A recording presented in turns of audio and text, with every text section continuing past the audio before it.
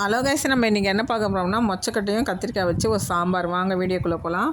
பாருங்கள், நான் பருப்பு வேக வச்சு எடுத்துட்டேன். 150 பருப்பு போட்டு வேக வச்சுருக்கேன். கொஞ்சம் மொச்சக்கட்டை போட்டு வேக வச்சு எடுத்து வச்சுருக்கேங்க. கத்திரிக்காய், வெங்காயம், தக்காளி போட்டு வேக வச்சுருக்கேன். 3 ஸ்பூன் மிளகாத்தூள் போட்டிருக்கேன். 1 ஸ்பூன் மஞ்சப்பொடி, தேவையான உப்பு போட்டிருக்கேன். இப்போ காய் நல்லா வேகட்டும். பாருங்கள், காய் நல்லா வெந்துடுச்சு. இப்போ பருப்பு எடுத்து ஊற்றிக்கலாம். மொச்சக்கட்டையும் போட்டுட்டேன்.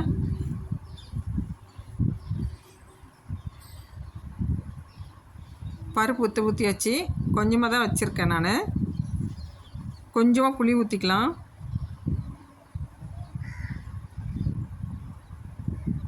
இப்போ நல்லா கொதித்து வரட்டும். கொஞ்சம் நேரம்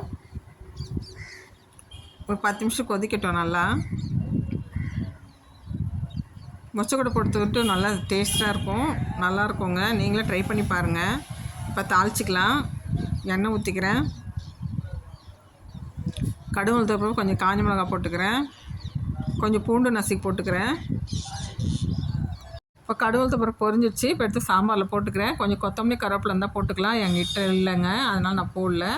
செம்ம டேஸ்ட்டாக இருக்கும். நீங்களே ட்ரை பண்ணி பாருங்கள். இந்த வீடியோ உங்களுக்கு பிடிச்சிருந்தா லைக் பண்ணுங்கள், சப்ஸ்கிரைப் பண்ணுங்கள், கமெண்ட் பண்ணுங்கள். Thank you friends.